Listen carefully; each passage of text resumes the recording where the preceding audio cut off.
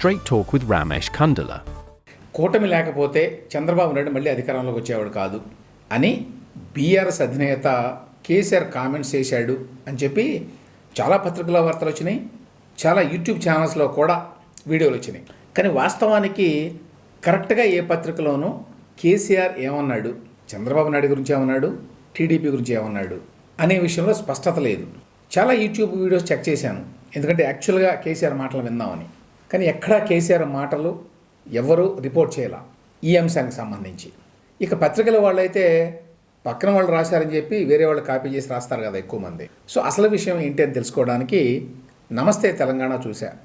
ఎందుకంటే నమస్తే తెలంగాణ కేసీఆర్ గారు సొంత పత్రిక కాబట్టి అందులో కరెక్ట్గా రిపోర్టింగ్ వస్తుంది ఆయన వరకు. సో వాళ్ళు ఏం రాశారంటే, ఇప్పుడున్న పాలకులు సరిగా చేస్తలేరట, మంచిగా పాలన చేయాలంటే చంద్రబాబు రావాలట. ఇది చంద్రబాబు నాయుడికి సంబంధించి నమస్తే తెలంగాణ కథనం ప్రకారం కేసీఆర్ అన్న మాటలు. ఆయన ఎర్రవల్లి ఫామ్ హౌస్లో పార్టీ వాళ్ళందరినీ పిలుచుకొని ఒక మీటింగ్ పెట్టాడు. కేసీఆర్ ఆ ఫామ్ హౌస్ నుంచి బయటకు కూడా రాడు కదా, అక్కడికి అందరూ వెళ్ళాలి. అక్కడికి వెళ్ళినప్పుడు వాళ్ళతోటి పిచ్చాపాటిగా మాట్లాడాడు.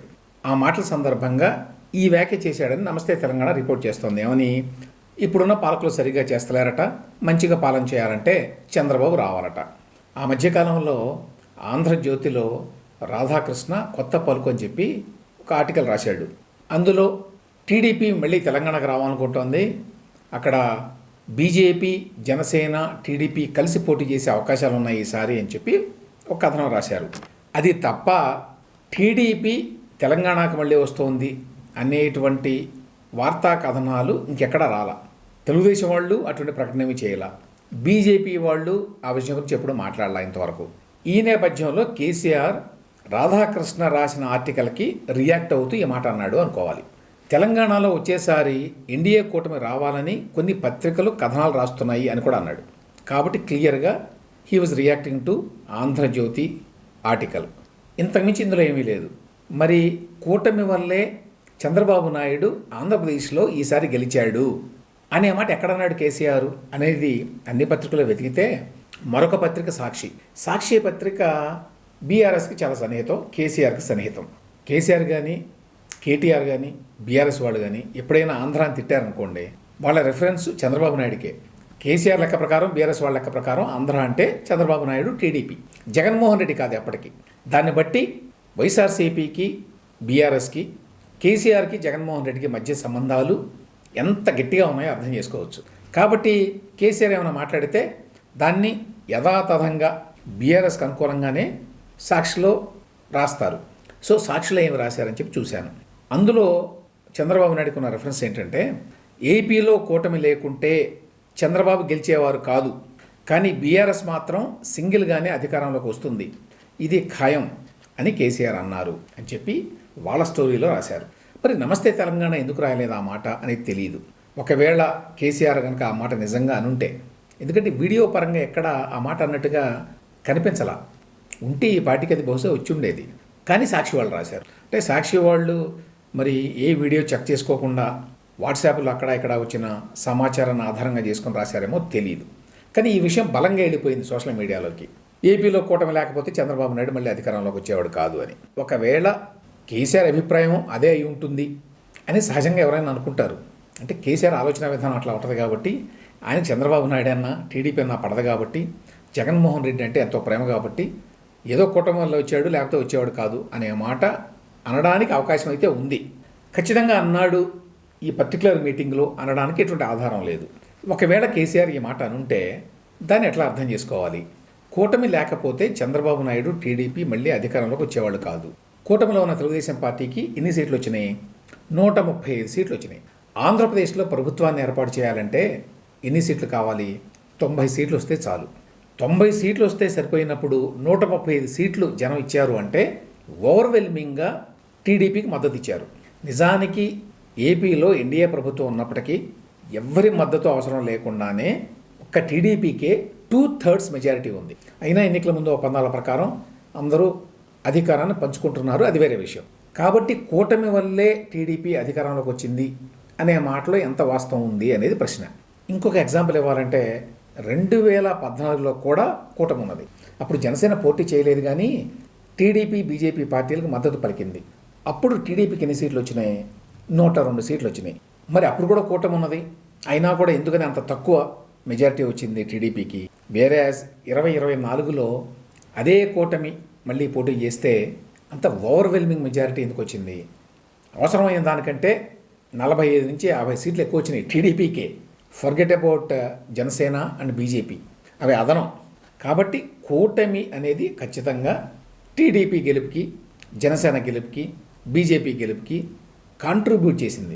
కానీ కూటమి కనుక లేకపోతే జగన్మోహన్ రెడ్డి గెలిచేవాడు అని కేసీఆర్ అనుకుంటే ఈ లెక్కల ప్రకారం అది కరెక్ట్ కాదు. రెండో విషయం, కేసీఆర్కి ఏమీ అంత పొలిటికల్ పండిట్రీ లేదు. ఆయన వేసిన అంచనాలు ఏవి గతంలో కరెక్ట్ కాలా. 2023లో ఒక ఇంటర్వ్యూలో ఢంకా బజాయించి మరీ చెప్పాడు కేసీఆర్, ఆంధ్రప్రదేశ్లో ఈసారి మళ్ళీ జగన్మోహన్ రెడ్డి గెలవబోతున్నాడు, మాకున్న సమాచారం ప్రకారం జగన్ గెలుస్తున్నాడు, తెలుగుదేశం పార్టీ మళ్ళీ ఓడిపోబోతోంది అని చెప్పాడు. ఏమైందో అందరికీ తెలుసు. అక్కడ దాకా ఎందుకు? తన సొంత రాష్ట్రం గురించి ఆయన ఏమైనా ఊహించాడా? 2023 ఎన్నికల్లో బీఆర్ఎస్ ఘోరంగా ఓడిపోతుందని, కాంగ్రెస్ పార్టీ అధికారంలోకి వస్తుందని? కాబట్టి కేసీఆర్ అంచనాలు ఏదో తూచా తప్పకుండా జరుగుతాయి అని చెప్పి అనుకోవడానికి లేదు.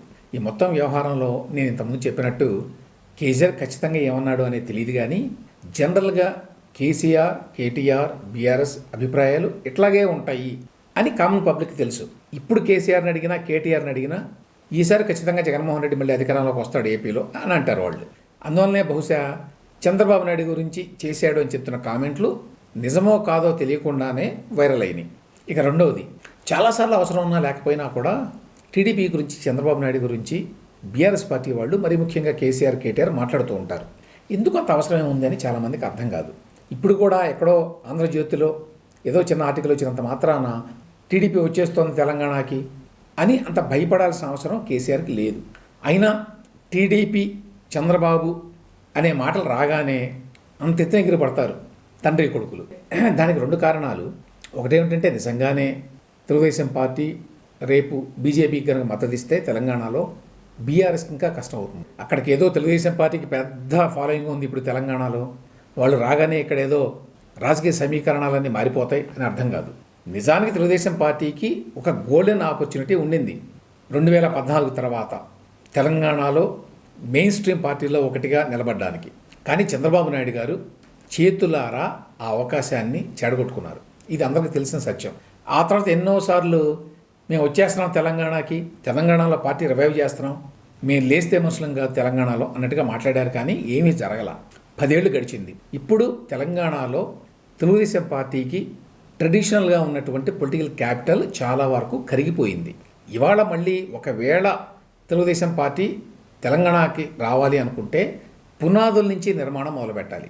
అవి జరుగుతాయని ఎవ్వరు అనుకోవడం వల్ల వాళ్ళు ఆంధ్రప్రదేశ్లో పార్టీ నిలబెట్టుకోవడానికి, ఆంధ్రప్రదేశ్లో గట్టిగా పాతుకుపోవడానికి తంటాలు పడుతున్నారు. ఆ నేపథ్యంలో తెలంగాణకు వచ్చి ఏదో చేస్తారని చెప్పి ఆశించడం అత్యాశ అవుతుంది. అదే సమయంలో తనంతట తానుగా తెలుగుదేశం పార్టీ తెలంగాణలో పెద్ద ఎత్తున ప్రభావం చూపలేకపోవచ్చు, కానీ ఏపీలోగా ఒక కూటమి ఏర్పడి ఆ కూటమిలో భాగస్వామిగా ఉండి బీజేపీకి మద్దతు పలికితే మాత్రం కేసీఆర్కి, బీఆర్ఎస్కి కష్టాలే. అదొక కారణం కేసీఆర్ కానీ, కేటీఆర్ కానీ టీడీపీ అనగానే అంత భయపడడానికి.